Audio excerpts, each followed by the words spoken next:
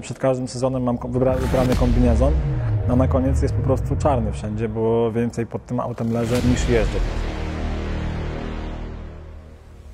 Trzeba wszystkim uzmysłowić, że awarie są dużą częścią tego sportu.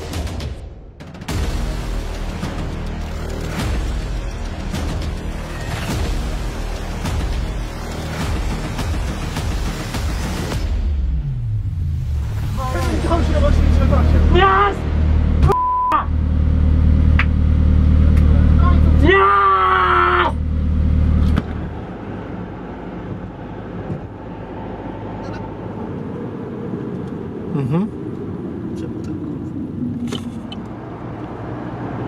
Wyświetlam wyniki wzdłuż trasy dla zapytania Subway, ty Ty nie musisz nagrywać, bo to jest ta sama trasa, co ostatnio jechaliśmy, to stamtąd... My znowu jesteśmy...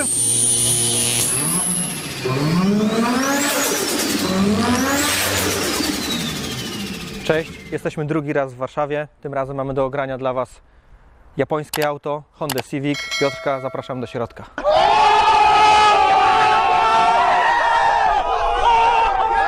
Cześć Piotrek! Siemanko! Co tam? Siema. Wiesz co, no przygotowuję troszeczkę samochód, żeby go pokazać na naszym... Tej, ale masz czadową zwrotnicę. Co to? Wiesz co, zwrotnica od Racing Custom Parts zrobiona na bazie seryjnej hondowskiej zwrotnicy tylko po to, żeby zmieścić tutaj poważniejszy napęd, który zniesie nam tą moc, którą planujemy. No bo jakby był problem z napędem na fabrycznej jakby bazie, tak? Przegub zewnętrzny jest z dużego Audi. Śruba jakby centralna tutaj, no jakby wszystko bazuje na Hondzie, ale jesteśmy w stanie dzięki temu, że mamy zwrotnicę z piastą i przegubem zewnętrznym od Audi wsadzić po prostu większy napęd, no nie? Półoś całą, przegub wewnętrzny też jest dzięki temu większy, także tutaj problemów nie powinno być. Elegancko. To chodź, może porozmawiamy więcej już o samochodzie. No jaha. Trap, get racks every day. She fuck with me now. I told her to leave. My hook in the water, she liking my babe. Ain't saving a hoe, I don't wear a cape. You beef with me, don't think you ever safe. I hop in the foreign and drive like a race. We sipping the Henny, I don't need a chase. We dodging the feds, ain't catching no case. I swear. Don't think you ever safe. I'm in a rave. Then I'm going back home and I go out of space. Piotrze, opowiedz nam o samochodzie, który stoi za Twoimi plecami. Co to jest za auto, jaka konstrukcja, silnik i do czego służy? Honda Civic, 94 rok. Jest to buda EG4, więc fabrycznie miała 90 koni. Auto przyjechało do Polski z Litwy od naszego kolegi, który też tym samochodem ścigał się m.in. w Pile, na Dajtkach i chyba gdzieś jeszcze był. On miał tam H22 z Accorda, chyba 700 coś koni. Jeździł jakieś tam średnie dziesiątki. Wcześniej ten samochód był w Estonii i jeździł z K20 bądź z K24 wolno ssącą. On tam miał pewnie gdzieś tam 300 plus koni, jeździł jakieś tam dziesiątki średnie. I to już było w 2008 roku, a auto trafiło do Polski w 2015, dokładnie 11 listopada. Pojechaliśmy po nie z Newtonem do Litwy. No i tak od ilu lat już? 2016, 5 lat, tak? To był 5. sezon. Bo w 16 pierwszy raz tym autem wystartowałem i tam było najpierw B16 z mojej streetowej budy. Zaczynając przygodę z drag racingiem, ścigałeś się w klasie street. Tak Też Hondą. Też Hondą, AG6, Civiciem, takim samym zresztą jak twój. I co? Dużo ludzi zresztą nas myliło, nie? Nawet gdzieś tam z Tczewa, bo nie wiem, czy wszyscy wiedzą, jesteśmy z tego samego miasta, z tego samego osiedla. W tej chwili z tego samego osiedla. Tak. Blok obok. No i dużo ludzi jakby nas gdzieś tam myliło, że o, widziałem Cię, a to właściwie nie byłem ja, tylko on i odwrotnie. I co? No tak, przez pewien czas byłem nawet rekordzistą, można powiedzieć, Polski, jeżeli chodzi o streetowe Hondy, a miałem 3. miejsce na liście, jeśli chodzi o Street FWD Turbo. 3. albo nawet 2? Nie pamiętam, szczerze mówiąc. Jak zrobiłeś życiówkę, to chyba 3. miałeś, ale ja też nie jestem pewien. pewien. Byłem za Dawidem Lamikiem i nie pamiętam za kim jeszcze. Już zapomnijmy o temacie, ale właśnie jakby Łukasz jest osobą, która mi ten rekord zabrała. I tylko wiesz, to też było tak, że w 2015 roku jeździłem, nie wiem, gdzieś tam na seryjnej skrzyni biegów. Były dużo większe ograniczenia niż są teraz w klasie street, więc miałem gdzieś tam z tyłu głowy takie fanaberie, żeby może ten setup, wiesz, napędowy wsadzić z kłówką do streetowej budy, bo dałoby się to zrobić. Tylko to znowu jakieś koszty, no nie? Ale tak, streetową historię dobrze wspominam. Ile lat jeździłeś w streetie? 12, 13, 14, 15, 4, w sumie krócej niż w dragu. Ale to były fajne czasy. Był nawet taki sezon jak 2014, kiedy byłem na 14 imprezach. W tym była awaria w maju, bo tam był taki problem olejowy z naszej winy i obróciłem panewkę, tak dosyć ostro w Łężu. I na tych 14 imprez byłem chyba 11 razy na podium. To był taki najbardziej obszerny sezon i no i tam były 3 imprezy w miesiącu, no nie? Gdzieś tam właśnie Ułęż, Wilcze Laski, Piły chyba wtedy nie było, ale Biała Podlaska, no było tego sporo, różne cykle imprez i w Night Power jeszcze w międzyczasie było i gdzieś tam jakiś WAG Racing zlot na Ułężu i bezpieczne wyścigi, chyba Civic Club wtedy też był. Na Civic Clubie byłem chyba 2 razy. Ale w tym roku na pewno. I właśnie w 2014 roku to był taki obszerny sezon, gdzie na kołach tym streetem zrobiłem ze 22 000 kilometrów tylko i wyłącznie między majem a październikiem, no nie? Bo w zimie tym autem nie jeździłem. No tak było. Nie zmyślam. Imponujące. Tak, jeżeli ktoś mi tutaj powie, że miałem streeta, który był prawie dragiem, to uśmiecham się tylko wtedy. Okay. Bo byłem nim na zawodach 3 razy na lawecie. W Czechach, kiedy robiłem rekord i już gdzieś tam chyba dajtki, bo było po prostu wygodniej. Z tą B16 w 2017 roku zrobiłem rekord życiowy 9,88 i 232 na mecie w Finsterwalde słynnym, którego już niestety nie będzie. No i teraz mamy od 2018 roku silnik bazujący na bloku B18 z wałem z B20 z CRV pierwszej generacji. Kuta korba, tłok oczywiście, wszystko jest tam kute, cały osprzęt w głowicy Ferrea. Skrzynia kłowa już właściwie jest od 2017 roku, więc w dragu w sumie jeździłem tylko 1 sezon z normalną jakby tam skrzynią S9B z zaspawanym mechanizmem różnicowym. Jaką moc zniosła? 700 plus na pewno, bo 670 było schamowane bez nitro, albo 580 bez nitro, no coś tam pod 700 koni na pewno, ale znam człowieka, gdzieś tam z Facebooka znam, z Anglii, który przejechał tam jakąś wysoką 9 nawet na S9B. Więc ona zniesie. Jeżeli się o to martwisz, to wystarczy ci raczej na jakiś czas. Prędzej martwiłbym się o jednotarczowe sprzęgło przy 700 koniach, jeżeli już o to chodzi. Tutaj mamy też dwutarcza odkąd jest silnik 2-litrowy, to już jest dwutarczowe sprzęgło od Competition Clutch. To taka ciekawa sytuacja, bo w sumie je dostałem ze Stanów. Czy felga z oponą jest zakupiona z budą, czy dokupowałeś? Dokupowałem, ale Kiel właśnie na Litwie miał dokładnie tą samą felgę z tym samym ET i właśnie pytałem go, jaką felgę, jakie ET tu najlepiej siada. Okay. Był tutaj inny front na początku, no ale front się zmienił w tym roku, właściwie w zeszłym. Zamknęliśmy zderzak ze względu na to, że miałem fanaberię, żeby zrobić zygzaka McQueena. No i dlatego jest zamknięty zderzak, dlatego jest wodny intercooler, który będziemy teraz przerabiali, bo się okazał za mało wydajny. Układ jest generalnie fajnie wydajny, tylko jest za słaby wymiennik ciepła. Skąd pomysł na zygzaka? No jak wiesz, mam 3-letniego syna, więc jest świrem, chociaż nie oglądał jeszcze całego filmu, bo jakby gdzieś tam jest, wiesz, za mały na fabułę tego typu, długą. Za mało nagrywek z zawodów. Za mało jest po prostu takiej akcji, nie? Żeby dziecko to jakby skleiło, a jest dużo takiej fabuły pobocznej, no nie? No ale gdzieś tam Lego Duplo, wiadomo, zygzak, wszędzie się przewija, od kogoś dostał zygzaka, więc jest świrem. No i najgorzej jak teraz pyta, wiesz, tata, a czy jest już silnik do zygzaka, wiesz, i nie ma jeszcze. Wspomniałeś, że to jest 2-litrowy silnik, ale to jest wersja B18, czyli 1.8 rozwiercone, tak? Tak, to jest B18, tam jest wał z B20, korba jest pod B20. Właściwie Amerykańcy nazywają to, że LES, GSR, Integra, bo tam B18 non-VTEC to jest dokładnie ten sam blok i ten sam wał, co w B20 w Europie. Okay. Dlatego jest to tak zrobione, no i jest rozwiert na 84 już teraz 0,5 mm. I to jest maks, więc jak teraz coś się wydarzy z motorem tak, że trzeba będzie robić rozwiert i już uszkodzimy tuleje, to już jest koniec w B-serii. Co dalej? No, trzeba będzie wymienić tuleje. Okej, myślałem, że pójdziesz po prostu w inny silnik, w K20 albo... Wiesz co, K20, patrząc na to, ile mieliśmy przygód z tym samochodem i ile jakby razy była awaria tej B20, to można było już dawno wsadzić B20, bo zawsze miałem problem z tym, że no dobra. B czy K? Przepraszam, K.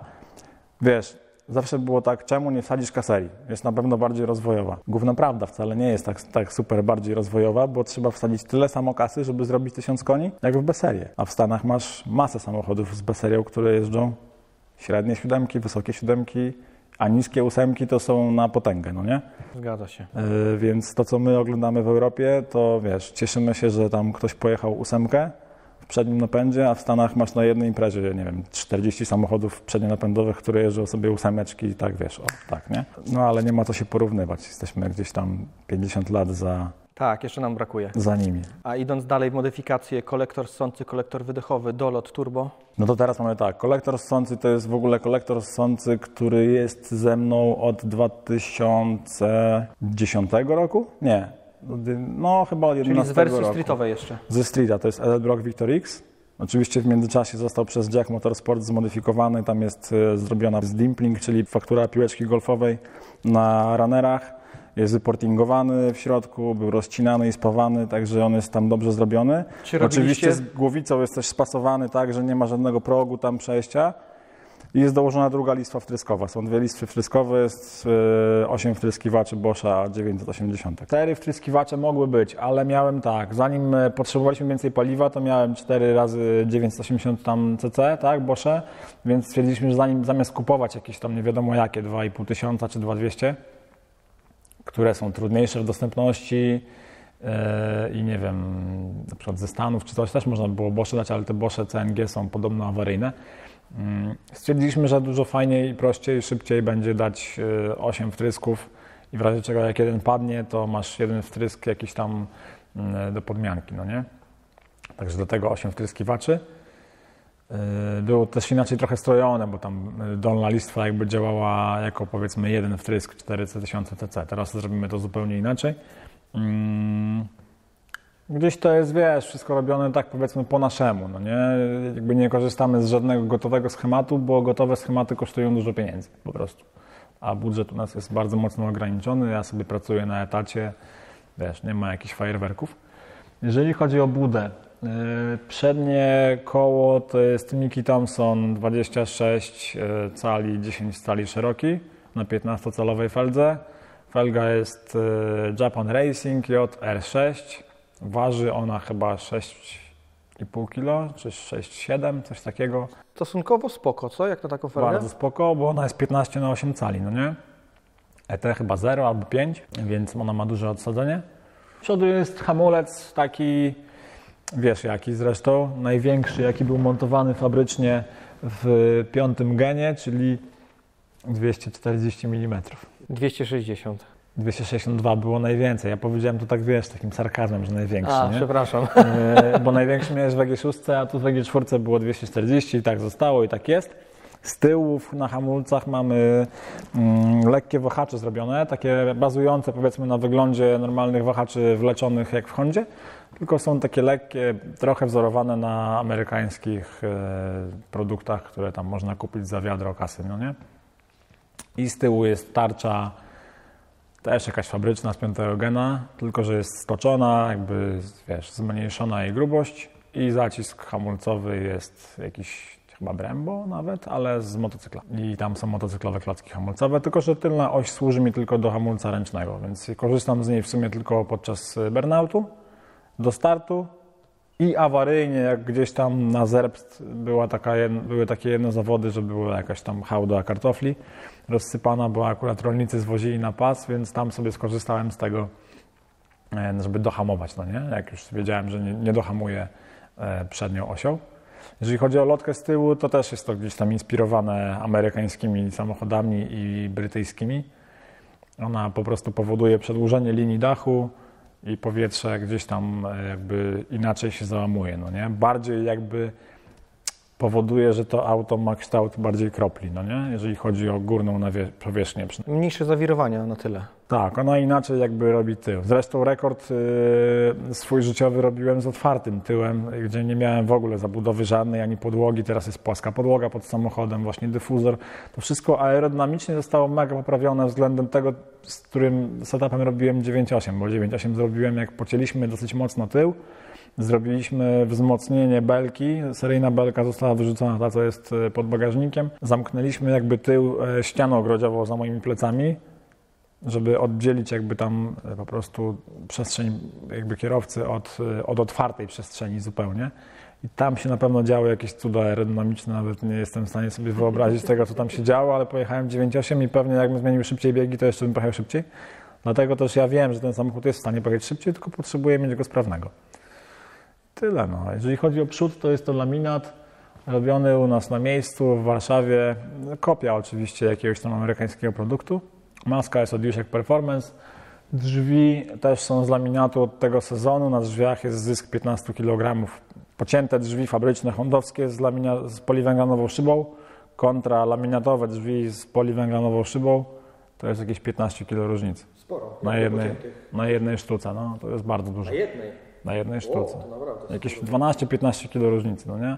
Także sporo. Auto w tej specyfikacji jest cięższe, teoretycznie powinno być cięższe niż to, co było tam kiedyś z interkulerem powietrznym, no bo jest dodatkowy układ chłodzenia, jest dodatkowa chłodnica z tyłu, pompa, jest pompa wody już gdzie indziej, chłodnicy wody silnika też już nie ma z przodu, tylko jest z tyłu, więc układ jest większy, wiesz, jest więcej cieczy w samochodzie. Auto powinno być cięższe, a finalnie przez to, że zmieniliśmy ten front, drzwi laminatowe, waga wyszła praktycznie taka sama, jak była wcześniej z interkulerem powietrznym. I auto z wheelie barem waży jakieś 847, 850, coś takiego.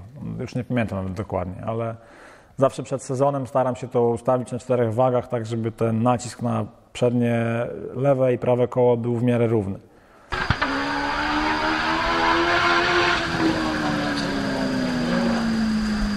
Czy z Krzyśkiem robiliście pomiary mocy przed portingiem tego kolektora ssącego i po? Nie robiliśmy takich pomiarów, ponieważ ten porting i te modyfikacje kolektora ssącego wyszły w międzyczasie gdzieś tam w zimie jakiejś, już nawet nie pamiętam w którym roku. I w międzyczasie były też inne rzeczy, które dochodziły, więc jakby trudno byłoby to zrobić, wiesz. Oczywiście dałoby się to zrobić, ale najsensowniej byłoby te pomiary zrobić w wolnossaku, gdzie faktycznie masz jakiś setup wystrojony, powiedzmy, nie wiem, masz w B20 zrobione 240 koni, dajesz kolektor do portingu, tak? I mierzysz to samo. Bądź ewentualnie, nie wiem, dorzucasz trochę zapłonu czy tam czegoś, nie? I wtedy patrzysz, co się zmieniło, jak się zmieniło, nie wiem, jak moment wstaje, bo tam pewnie bardziej na moment obrotowy to wpływa, no nie? Tutaj to jest, wiesz, to było zrobione, że mogło coś przynieść, na pewno nie zaszkodziło i też trochę jakby, żeby pokazać możliwości Jack Motorsport, prawda? Żeby to jakby, no tak samo było z kanałami ssącymi w głowicy. Też był robiony dimpling, czyli piłeczka golfowa. Co to dało w turbodoładowanym silniku? W sumie nie wiemy. Ale na pewno nie zaszkodzi, żeby to zrobić przy okazji portingu, no nie? Wiele małych rzeczy zawsze się składa na całość. To prawda, niektóre jest po prostu trudno, wiesz, sprawdzić, co dały, no nie? Jeżeli chodzi o wydech, to w tym sezonie przerobiliśmy 2 turbosprężarki i zrobiliśmy 2 awarie. Na Precyzynie PT 6766 zrobiliśmy 1103 konie i nie pamiętam ile momentu, chyba 970 coś. Tylko że zmaksowaliśmy to turbo i ono się uszkodziło przy pierwszej awarii w maju, czy tam w czerwcu, w maju. Na zawodach. Na zawodach. Znaczy nie wyglądało to, że jest uszkodzone, pojechało tak powiedzmy sobie na rewizję przy okazji, kiedy silnik był uszkodzony i się okazało, że jest do śmieci, znaczy do regeneracji. I zamiast czekać na wirnik wydechowy ze Stanów i kupować go tam za, nie wiem, 1500 zł, stwierdziliśmy, że wsadzimy po prostu JR Speca GTX 45 od FMIC w ramach tam jakiejś współpracy po dobrych pieniądzach. No i tak zrobiliśmy turbo, które w sumie trudno było nam jakby zestroić i zmierzyć setup na hamowni, bo jest na tyle duży lag, że rolki na hamowni w STW jakby gdzieś tam nie nadążały załączyć hamulca. Nie dało się tego po prostu poprawnie zrobić. Więc Na hamowni nie można było psikać nitro? pobudzenie? Można by było, tylko nie wiem, czy nie mieliśmy, czy było za mało czasu. Tam to było chyba 3 dni przed zawodami, więc w sumie stwierdziliśmy, że setup był wystrojony. Tutaj niewiele się zmieni, najwyżej coś się dostroi, potem, no nie? I to już było w tym sezonie założone, tak?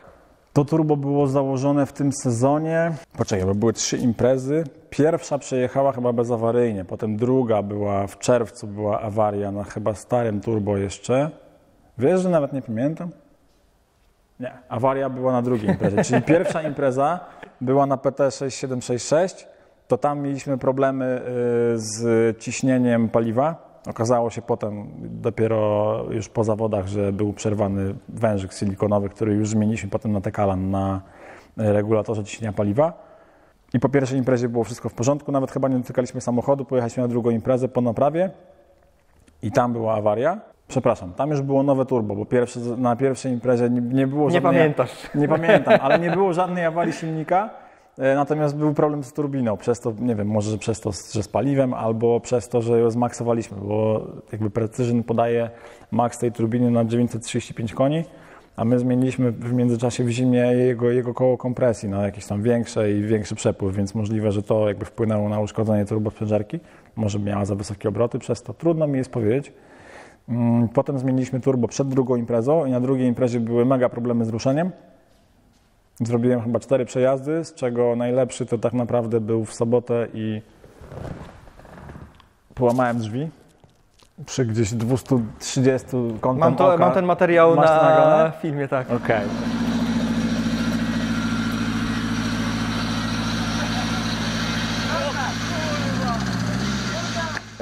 I jakby wiesz, przy 230 sobie jadę i widzę kątem oka, że jakby drzwi się złamały w pół.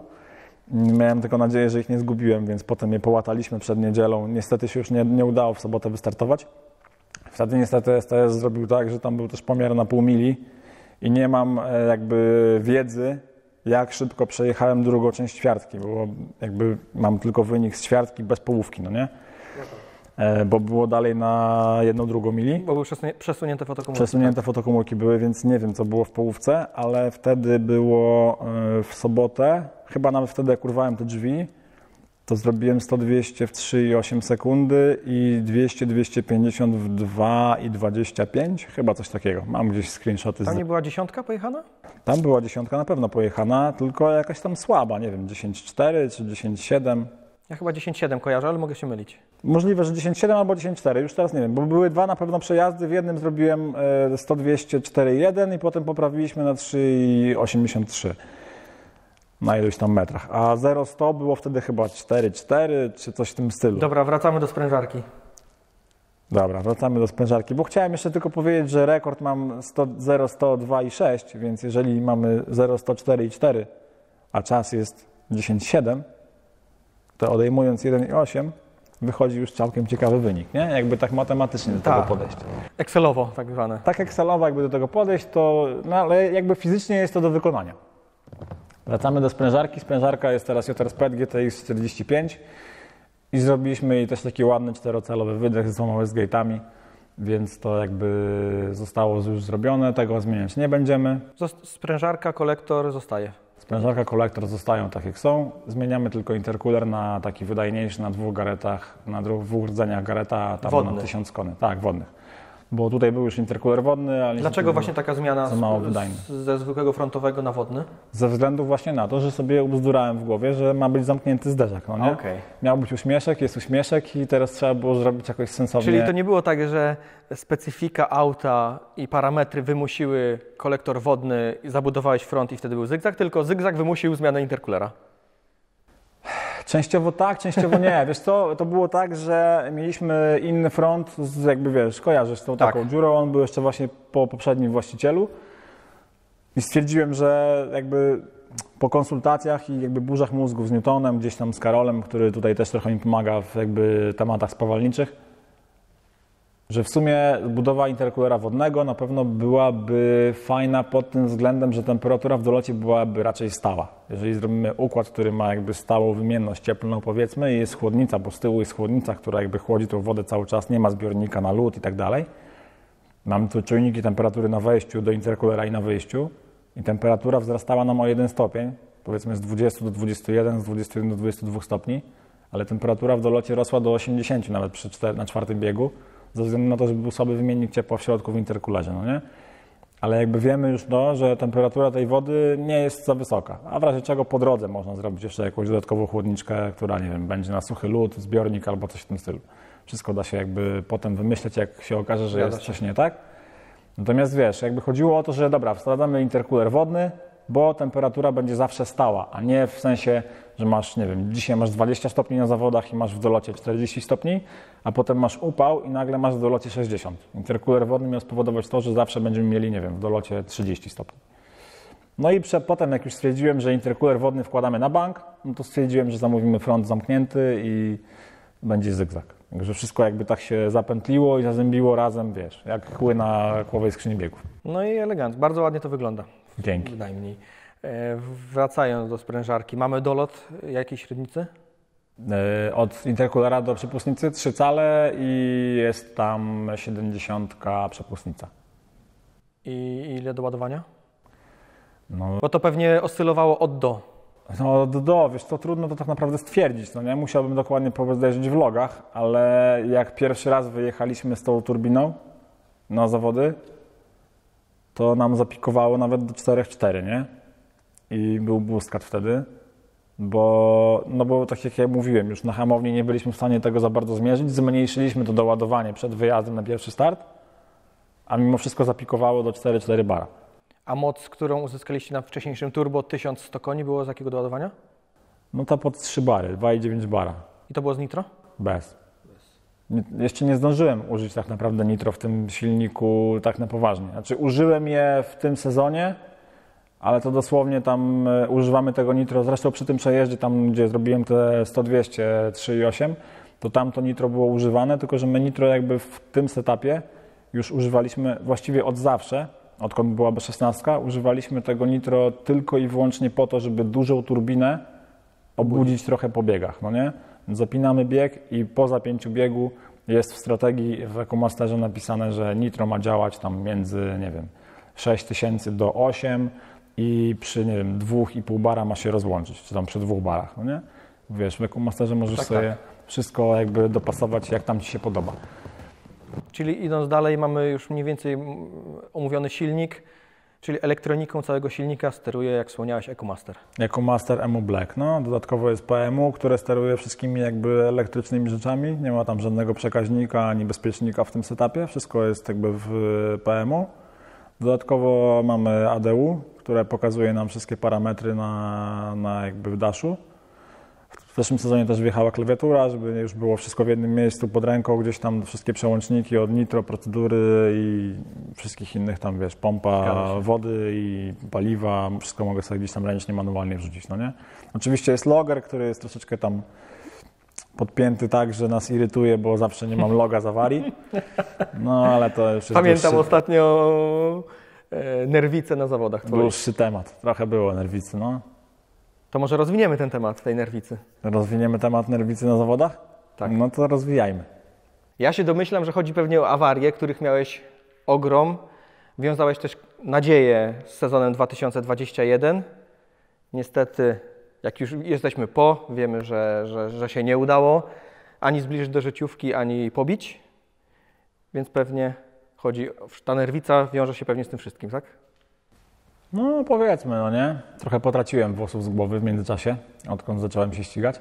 Nie masz wcale. No bo już się golę, bo trochę głupio, jak tak wiesz, wygląda taki wyłysiały pan na czubku głowy.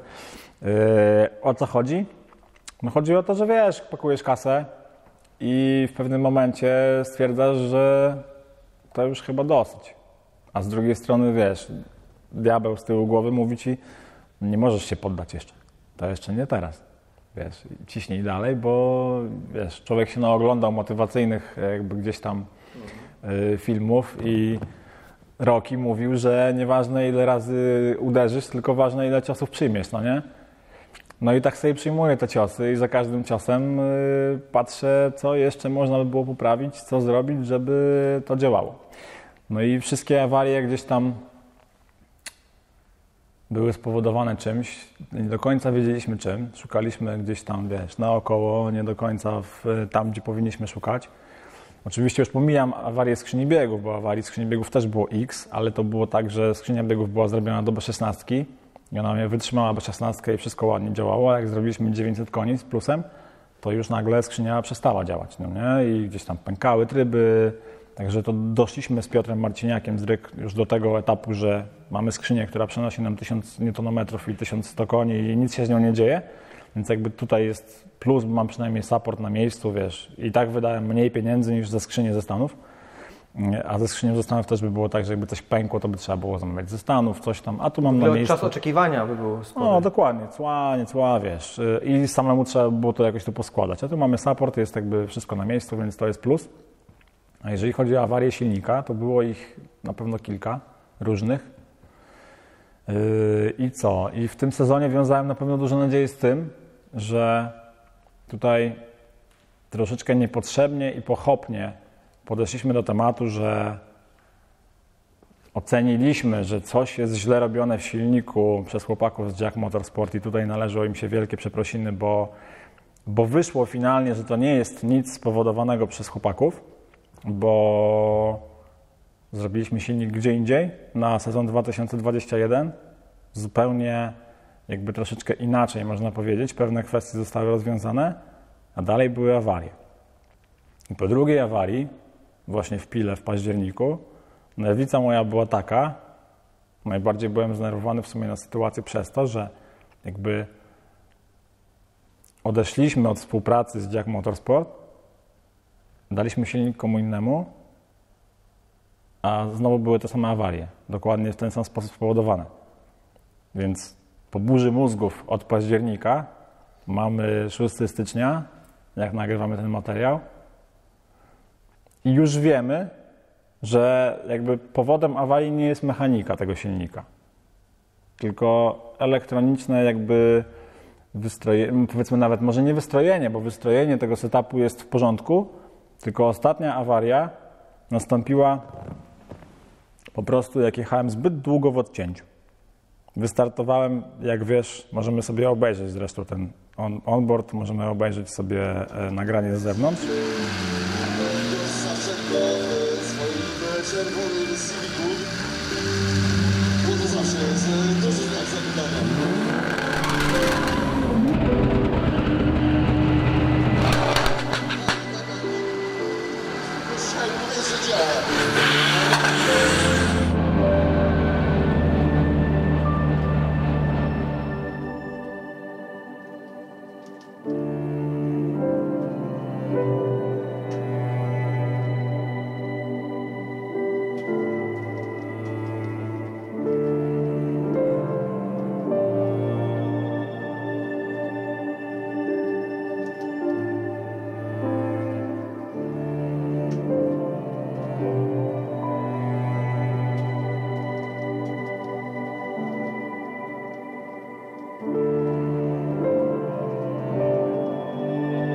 Ten silnik pracował łącznie półtorej godziny, może 2, z czego na wysokich obrotach był właściwie raz.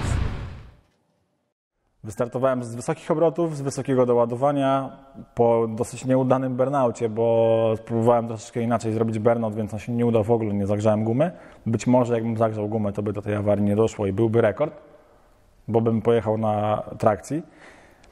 A tak pojechałem sobie według swojej jakby wizji, bo nie przypuszczałem, że jadąc w odcince dochodzi do jakichś tam zdarzeń zapłonowych, do których dochodziło w tym silniku prawdopodobnie od zawsze. Bo jechaliśmy na odcince zapłonowej, a teraz sobie to przerobimy troszeczkę. Będziemy jechali na rejs TCS-ie tak naprawdę. Zresztą tak jak Dawid Lamik, jak Paweł Grelich, jak ty pewnie jedziesz. Będę jechał. Będziesz jechał, więc jakby będziemy korzystali z troszeczkę innej strategii i będę sobie mógł jechać na uślizgu kół. A tutaj jechałem na uślizgu kół przez 3 sekundy ponad, waląc na pierwszym biegu cały czas w odcięcie. Nie wiem ile razy, ale kilka na pewno. I tuż przed jakby zmianą biegu na 2 w onboardzie widać czarny dym, chmura, więc tam jest niedopalone paliwo. Ono już poleciało przez jakby otwarty zawór wydechowy, gdzie powinny być zamknięte, no nie?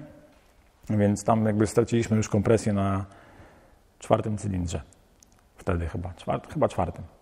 Nawet nie pamiętam, bo w sumie po awarii nie widziałem głowicy. Tak, 4, bo ściągaliśmy pokrywę zaworów na zawodach.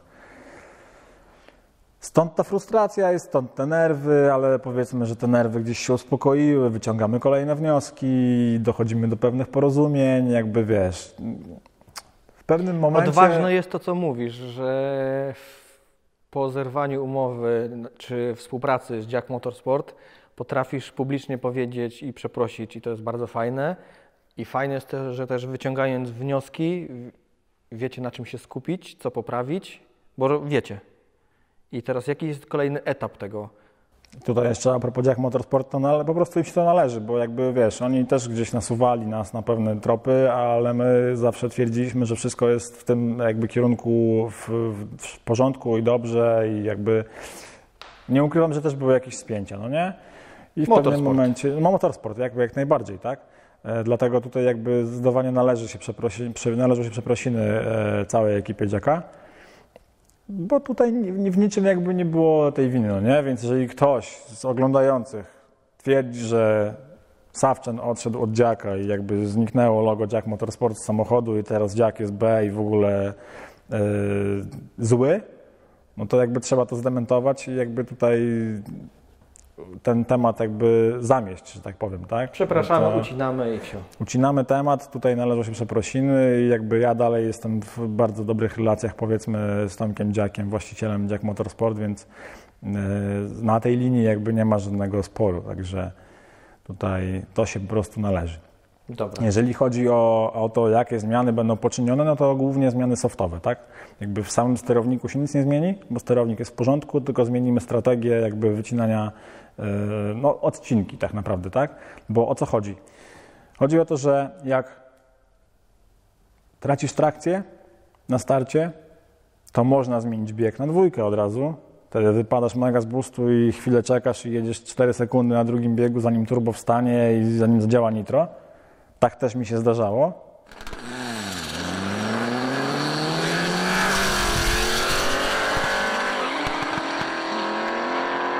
Ale przez zimę na ADU sobie ustawiłem taki fajny pulpit, tak jakby, że mam takiego jakby dodatkowego shift lighta.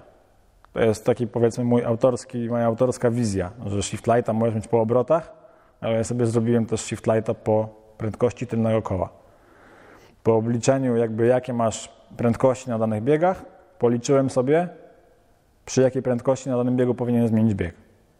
Wtedy sobie wyciągnąłem do ADU, to jakby przy pomocy, powiedzmy, Newtona, ale też dosyć proste jest kalibrowanie sobie i ustawianie tych ekranów w ADU, więc ustawiłem sobie taki ekran, który znika, że jak na przykład na pierwszym biegu osiągam 100 na godzinę, to pojawia mi się czerwony ekran tam do zmiany biegu, no nie? To jest dla mnie informacja. I tutaj przy tej awarii ja czekałem na ten ekran.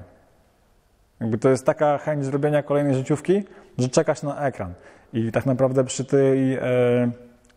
tym czasie 0,103,16, który zrobiłem przy rekordzie, ale straciłem kompresję zaraz potem, to byłaby życiówka na bank. Jeżeli wszystko inne dalej by zagrało tak, jak zagrało w poprzednich przejazdach, tam rundę wcześniej, to byłaby życiówka. No tylko straciliśmy kompresję przez to, że odcinka była zapłonowa i dochodziło tam do takich zdarzeń, że rozpinało zawory. Live. Także na sezon 2022, jeśli chodzi o modyfikacje, to mamy intercooler wodny, dojdzie Race TCS, którym jakby będziemy zarządzać też trochę kontrolą trakcji i dzięki temu też będziemy sobie mieli inną strategię odcinki. No nie będzie już taka agresywna, jak była. Będzie po prostu bardziej miękka, taka progresywna, powiedzmy. Będziemy wycinać poszczególne cylindry wtryskiwaczami, więc ta odcinka paliwowa też nie będzie taka jep, tak jak masz normalnie odcinkę paliwową w każdym fabrycznym samochodzie, tylko będzie taka, powiedzmy, swobodna, bo ona będzie wycinać poszczególne cylindry. Będzie do większej kontroli. No, będzie bardziej kontrolowana, no nie? Więc jakby ja mam nadzieję, że ja jak najrzadziej będę korzystał z odcinki w ogóle, no bo planujemy zrobić tak, żeby to auto pojechało od jakby zerowej prędkości do 100 na godzinę, powiedzmy, na delikatnym uślizgu, a nie na takim, jak miałem teraz. No i po to jest Race TCS, tak? Po to jest jak Race będzie TCS. działało w 100% tak, jak powinno działać, to tak pewnie będzie. Dokładnie, a poza tym wiesz, przy rekordzie 9,88 w B16 robiłem 2,6 sekundy do setki ze zmianą biegu, która trwała Wtedy jeszcze miałem inny shifter, teraz już jest taki shifter swoją drogą pochodzący z samochodu Witka Karałowa, długoletniego rekordzisty Polski klasy WD. 10-11 lat chyba, tak? 2009 do 2020. Dawid pobił go w 2020. No, 11 lat. I to był 3-letni też rekordzista Europy z tym shifterem, więc to jakby to jest shifter, który też kupiłem od chłopaków Petergumów, od Suzuki Swifta. Sami do mnie zagadali, że mają ten shifter, więc mówię, okej, dobra. Nie wiem, po co im to było, ale mieli i się okazało, że to jest shifter z auta Witka, więc ten shifter został tu zainstalowany już do nowego silnika. Jeszcze, no jakby jest widoczna różnica w zmianach biegów, bo na nim się nie pomylisz. A na poprzednim, jak robiłem 9.8, jeszcze można było się pomylić i zamiast trójeczki szybciutko wbić 1. I tak też mi się kiedyś zdarzyło. I kolejna awaria. Wiesz co, wtedy nie było awarii, wtedy auto działało normalnie, ale w logu było 14 000 obrotów. Srogo. I ze startów w Finsterwalde chłopacy widzieli, że tam tylne koło się uniosły, no nie? Była 2, na 2 było, nie wiem, powiedzmy 150 na godzinę i wbita została 1. A tutaj już jakby się nie da pomylić, bo shifter się jakby sam ustawia pod kolejny bieg i w międzyczasie też do nowego silnika wydłużyliśmy 1. Więc teraz ja robię 100 parę na godzinę na 1, co też ma mi dać to, żeby zrobić lepsze 0-100. Okay. Że jak teraz pójdzie wszystko gładko, to 0-100 powinno być na poziomie 2 sekund, może z małym haczykiem. Czterobiegowa? Skrzynia jest 4-biegowa, jest tak policzona, żeby przy 9,5 obrotów na tych kołach mieć na mecie 267 na godzinę, coś w tym stylu, więc jakby celujemy w jakiś tam czas, patrząc na inne samochody, które jeżdżą w obrębie tego czasu, mają 265, 270, zależnie od samochodu. 260 nawet miał Wysokie Dawid 8, Lanik. tak? Niskie 9? Powiedzmy, że takim marzeniem od zawsze było niskie 9, ale matematyka mówi o tym, że ten samochód powinien pojechać 8 sekund. Kiedy to nastąpi, czy w ogóle nastąpi, czy sobie nie odpuszcza w międzyczasie? Zobaczymy. Jakby wszystko zależy od tego, co się wydarzy w sezonie 2022. Prywatnie wiem, że tak mówiłeś przed każdym sezonem i dalej jesteś, dalej trwasz, dalej budujesz. Przed każdym, to znaczy od kiedy? Bo 2017 to od był kiedy taki masz w ogóle draga? super sezon, wiesz, 2017 to było tak, że też była awaria w międzyczasie. W ogóle w B16, to też jest śmieszne i ciekawe do powiedzenia, zakładaliśmy 5 albo 6 razy tą samą uszczelkę pod głowicę. O tym jakby ludzie nie wiedzą i sobie pewnie nie zdają sprawy, że tak można i że to w ogóle zadziała, ale prawda jest taka, że co może się stać z uszczelką pod głowicę, jeżeli nie była dmuchnięta, tylko była inna awaria, głowica poszła do obróbki i auto jechało, nie wiem, 3 godziny łącznie było uruchomione, no nie? No to jakby uszczelka nie jest jakoś tam wyeksploatowana. Została psiknięta wtedy miedzianym permatexem, założona i kilka razy była składana ta sama uszczelka i na 6 razy zakładanej uszczelce pojechałem 9.8 na B16, która miała jeszcze Dartony 300, czyli jakby suche tuleje, wiesz, wkłady, które producent podaje, że wytrzymują tam do chyba 1,9 bara, a my tam nadmuchaliśmy przy rekordzie 2,7 bara. Z dosyć jeszcze AFR-em takim suchym, ubogim, powiedziałbym. To było w Streetie czy w Dragu już? To było w Dragu w 2017 roku już na kółówce.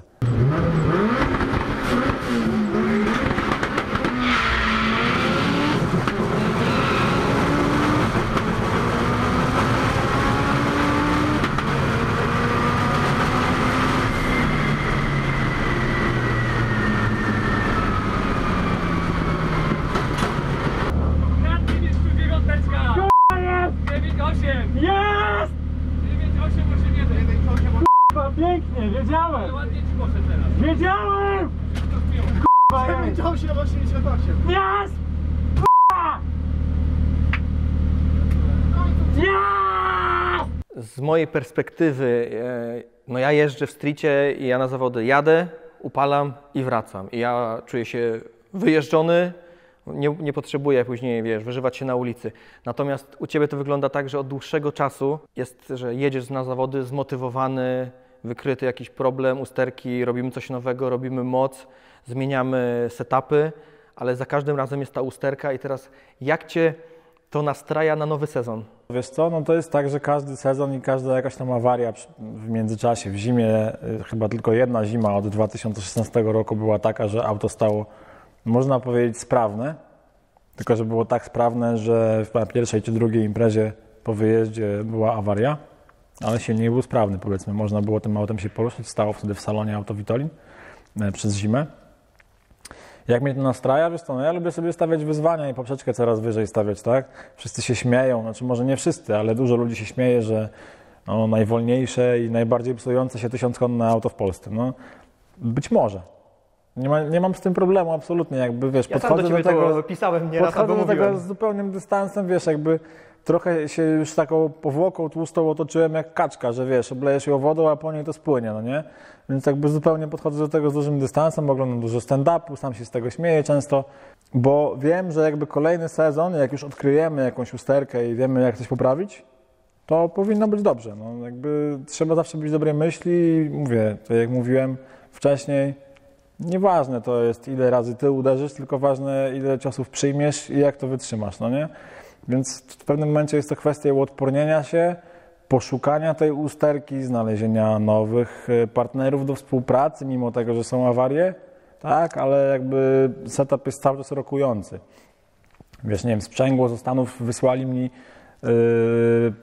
właściwie też jak auto nie działało, tylko po opisie, jaki jest, powiedzmy, jaka jest prognoza, jak powinno auto jeździć, że będzie miało taką i taką moc, taki silnik. To był dla mnie strzał w ogóle w dychę, tak? Także firmy do współpracy też jakby widzą potencjał jakiś tam. Od 2017 roku tak naprawdę nie pojechałem żadnego sensownego czasu, może poza tym 10.0 na tym prawym takim bocznym pasie w Pile. Jak jednej soboty były boczne tam przejazdy na bocznym pasie, a potem na niedzielę były przeniesione na główny i to było w sierpniu 2020. Pojechałem 10.0 i już miałem wysoką prędkość na mecie, tylko tam też była awaria, bo znowu czwarty bieg jechałem w odcięciu. Nie wiem, czy jechałem w odcięciu dlatego, że straciłem trakcję, pewnie też częściowo, czy dlatego, że skończyłem skrzynię, którą potem czwarty bieg musieliśmy wydłużyć, bo było chyba do 245 na godzinę i tyle wjechałem na mecie. Więc możliwe, że jakby wiesz. No i tam też była odcinka zapłonowa, waliło i wtedy była awaria. Więc w niedzielę jakby kolejnego startu już nie pojechałem. Dlatego ja jestem jakby pozytywnie nastawiony do kolejnego sezonu i zobaczymy, co będzie. No jakby wiesz, wszystko się może wydarzyć. Może być tak, że w kwietniu wyjedziemy, pojedziemy na zawody i będzie awaria, ale mam nadzieję mimo wszystko, że uda się auto tak poskładać, pojechać gdzieś na jakiś test w marcu, może w Pile STS zrobię jakieś testy w marcu, żeby potestować na spokojnie, bez spiny, potem na zawodach, no nie? To jest śmieszne, bo teraz mówimy w marcu, treningi są w kwietniu, a nikt tam nie jedzie, bo jeszcze nie są auta gotowe. Każdy zamierza, okazuje się finalnie, że często nie. tak jest, no nie? Chociaż sporo aut jest gotowych. No i wiesz, i jakby jak jadę na zawody, wracam faktycznie na lawecie, tam z uszkodzonym samochodem, to już po drodze jedziemy, powiedzmy, z tej Piły do Warszawy, nie wiem, 5 godzin i po drodze główkujemy, ich minimy i Newton prowadzi, ja oglądam logi, oglądam onboardy, analizuję sobie co, gdzie, w jakim momencie się wydarzyło. Do pewnych wniosków jakichś dochodzi się, no i teraz już doszliśmy do jakichś wniosków, tak? Więc teraz już wiemy, co można zmodyfikować, ale fakt jest taki, że przed każdym sezonem mam wybrany kombinezon, a na koniec jest po prostu czarny wszędzie, bo więcej pod tym autem leżę niż jeżdżę tym samochodem. Tak to wygląda, no ale jakby tutaj trzeba wszystkim uzmysłowić, że awarie są dużą częścią tego sportu. No, jakby, wiesz, w rajdach jak się jedzie, no to w każdym momencie musisz widzieć przed oczami, że możesz za chwilę leżeć w rowie albo na drzewie, no nie? Tak jest. Więc jakby jak jedziesz pełnym butem, to trzeba sobie zdawać z pewnych spraw sprawę. Z pewnych jakby sytuacji, do których może dojść. Bo widzisz, Kubica był mistrzem WRC2, a jak poszedł do WRC, to w pierwszym sezonie tak naprawdę to był jego chyba ostatni sezon, tak? Bo jechał na tyle maksymalnie, że co tam drugi rajd leżał w rowie i nie ukończał, więc jakby wiesz, dla Lotosu to też pewnie nie była fajna sytuacja, że Robert Kubica co drugi rajd leży w rowie i psuje auto za, nie wiem, 2 bańki. Ale taki jest sport, no nie? Jak jedziesz maksem i chcesz osiągnąć maksymalny jakiś tam wynik, postawiłeś sobie wysoką poprzeczkę, no to takie jest życie. Wydany fundusz na auto przez x lat, jakbyś miał porównać do jakiegoś samochodu, który mógłbyś teraz kupić jako jedno auto, co to by było? Na pewno tej kasy jest trochę, ale nie mogę powiedzieć, ile mama to będzie oglądała. Co ty oszalałeś? Mamy bardziej mama czy żona? Nie mam żony, więc... Kobieta, no, ale tam... Nie, to jakby mnie nie... Jakby wiesz, Daria to jakby nie jest problem, bo jakby nie jest tam od początku tej całej historii. Bardziej mama, nie? By powiedziała, to ty jesteś głupi. Ale myślę, że jakby tak porównać do jakiegoś auta, to myślę, że moje marzenie mógłbym spełnić. Takie największe marzenie. Mianowicie NSX pierwszej generacji. Nie wiem, jak one teraz... Nie pamiętam, ile kosztuje. Nie wiem, jak one teraz stoją, ale pamiętam, że jak przyprowadziłem się do Warszawy w 2013 roku, to patrzyłem, że można było kupić na mobilu NSX-a za 140 000 złotych. I to takiego w seryjnym, ładnym stanie. Teraz pewnie z 250. Ale myślę, że w pewnym momencie gdzieś tam mógłbym sobie to marzenie na pewno spełnić, no nie? Finalnie kończąc, życzę Ci tego, aby ten sezon był jak najbardziej udany, żebyś więcej czasu spędził za kierownicą jeżdżąc niż pod tym samochodem. Życiówka jak najbardziej, aczkolwiek myślę, że jak będziesz jeździł, to już będzie dużą satysfakcją, zbliżał się, bił rekordy bezawaryjnie, tego Ci życzę. I co, widzimy się pewnie w kwietniu. Pewnie w kwietniu, a może i wcześniej, zobaczymy. No dzięki bardzo, mam nadzieję też, że jakby ten sezon będzie taki kluczowy, w sumie to 10-lecie, więc liczę na to po cichu, że tak jakby wiesz, może nie od razu rekordy, ale żeby pojeździć, potestować, tak jak powinno to wyglądać, nie? To ja na zakończenie mam jeszcze dla Ciebie małe gifty, nie tylko dla Ciebie. Mówiłeś coś kiedyś, że potrzebujesz filterki, oleju do Hondy. Tak. Tak, akurat teraz tutaj Auto Vitolin Parts. Zapraszam na www.autovitolinparts.pl. Proszę bardzo. Bardzo dziękuję. Tu dla Ciebie 2 filterki Hondy. A dla operatora Daniela też mam coś. Proszę bardzo, dyrektorze. Proszę bardzo, dyrektorze. Dziękuję bardzo i widzimy się.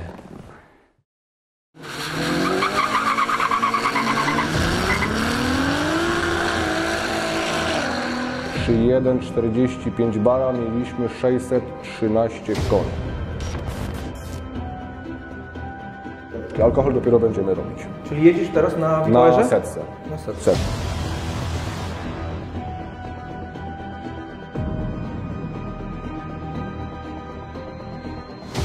Pojedziemy tak bezpiecznie, tak 1,7, 1,8 bara plus nitro, etanol, także sądzę, że tam między 800-900 powinno nam się pokazać.